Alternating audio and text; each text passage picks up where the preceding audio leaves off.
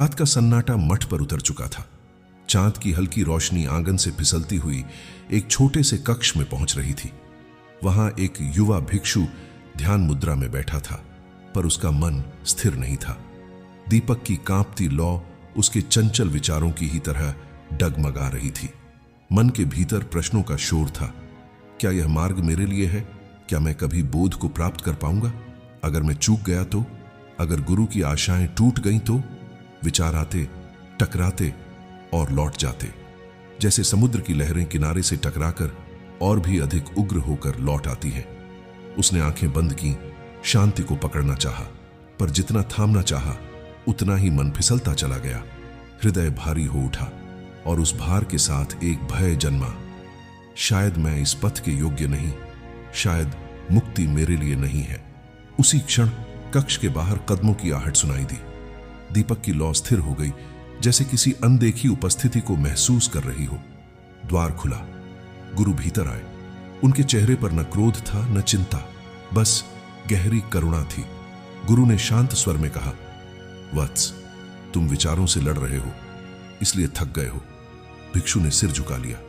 गुरु बोले, मन को शांत करने की कोशिश मत करो। मन को देखो जैसे आकाश बादलों को देखता है। बादल आते हैं, जाते हैं, लेकिन आकाश कभी अशांत नहीं होता।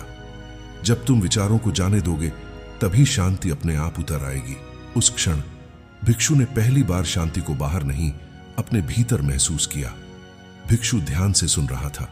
उसे लगा जैसे उसके भीतर की गांठ खुल रही है। वह बोला, भगवन, तो क्या मैं हर समस्या पर सोचना ही बंद कर दूं? बुद्ध ने कहा, नहीं, सोच जरूरी है, लेकिन सही दिशा में। समस्या को पहचानो, उसका समाधान सोचो और फिर मन को छोड़ दो।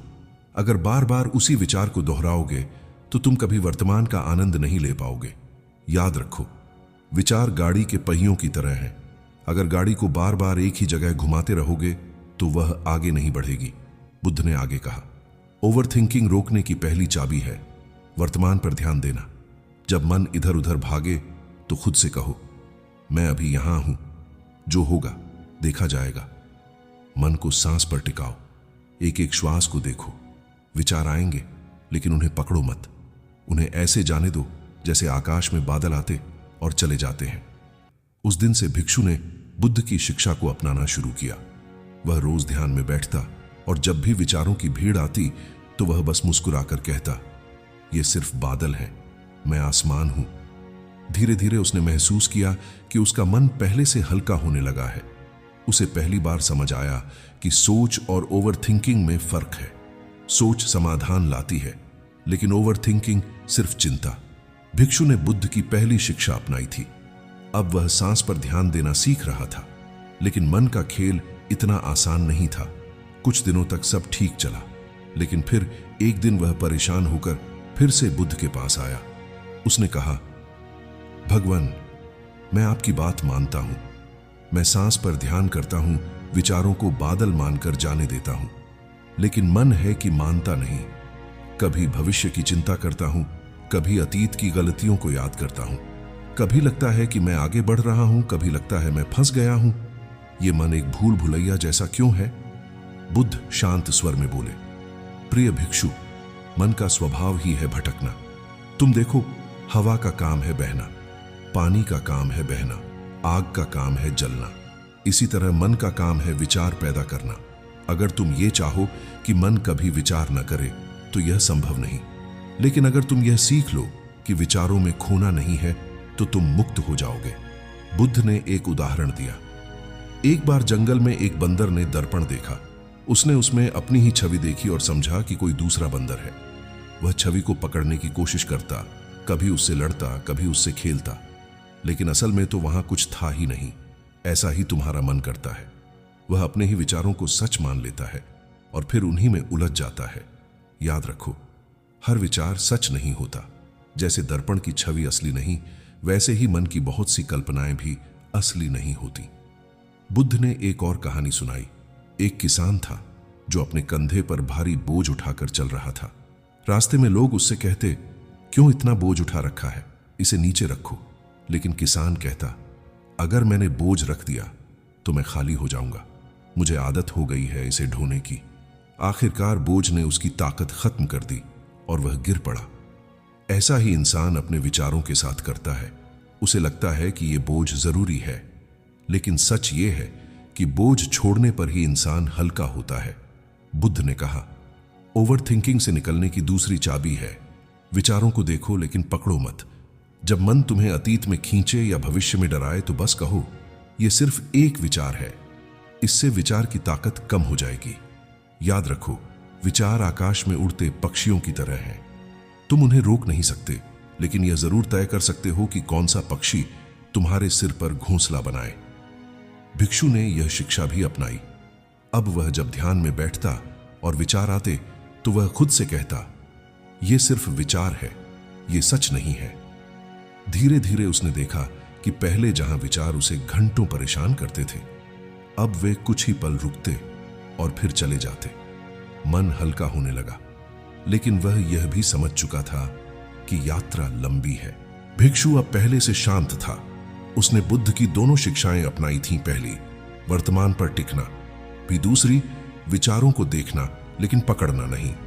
उसका मन हल्का होने लगा था, लेकिन पूरी मुक्ति अभी भी दूर थी। एक दिन ध्यान करते करते उसके मन में फिर से सवाल उठा, अगर भविष्य में कोई बड़ा संकट आया तो, अगर मेरी साधना टूट गई तो, अगर मैं फिर से ओवर थिंकिंग में फंस गया तो। वह तुरंत बुद्ध के पास पहुंचा और बोला, भगवान, मैं काफी बदल गया हूं, लेकिन मन बार बार डराता है। यह सोचता हूं कि कहीं फिर से वही स्थिति ना आ जाए। मैं स्थायी शांति कैसे पाऊं? बुद्ध का उत्तर, वर्तमान ही सत्य है। बुद्ध ने गहरी नजर से उसकी ओर देखा और कहा, प्रिय भिक्षु, यह जो अगर है, यही तुम्हें जकड़े हुए है। तुम देखो, भविष्य अभी आया नहीं, अतीत चला गया। सिर्फ यह क्षण है जो तुम्हारे पास है। जो व्यक्ति हर पल को जैसे है वैसे स्वीकार कर लेता है, वही मुक्त होता है। ओवर थिंकिंग तब होती है जब मन इस क्षण को छोड़कर अतीत या भविष्य में भटकता है। याद रखो, सच्चा जीवन सिर्फ अभी है। भिक्षु ने बुद्ध की बात सुनी और गहरी सांस ली। उसने पहली बार महसूस किया कि उसका डर भी सिर्फ एक विचार है। उसने सोचा, अगर भविष्य आएगा तो मैं उसका सामना करूंगा, अगर अतीत था तो वह जा चुका है, मेरे पास सिर्फ यह क्षण है। उस दिन से उसने हर छोटी बड़ी बात में वर्तमान को पकड़ना शुरू किया। खाना खाते समय वह सिर्फ स्वाद पर ध्यान देता, चलते समय सिर्फ कदमों की आहट सुनता, ध्यान करते समय सिर्फ सांस पर ध्यान देता। धीरे धीरे उसके भीतर गहरी शांति उतरने लगी। कुछ दिनों बाद बुद्ध ने उसे 3 अंतिम कदम बताए। सचेतनता, माइंडफुलनेस। हर पल जो कर रहे हो उसे पूरी जागरूकता से करो। खाना खा रहे हो तो सिर्फ खाना खाओ, सोचो मत। चल रहे हो तो सिर्फ चलो, मन कहीं और मत भटकाओ। स्वीकार, एक्सेप्टेंस। जो हुआ उसे स्वीकार करो, जो होगा उसे भी स्वीकारने की तैयारी रखो। लड़ाई मत करो, स्वीकार करो, क्योंकि जितना लड़ोगे उतनी ही ओवरथिंकिंग बढ़ेगी। छोड़ना, लेट गो। मन की जंजीरें छोड़ना सीखो। अगर कोई विचार बार बार आ रहा है तो कहो, तुम्हें आने की इजाजत है, लेकिन मैं तुम्हें पकड़ूंगा नहीं। भिक्षु ने इन 3 कदमों को अपनी साधना में उतारा। कुछ महीनों में उसका चेहरा बदल गया। उसकी आंखों में गहरी शांति और मुस्कान थी।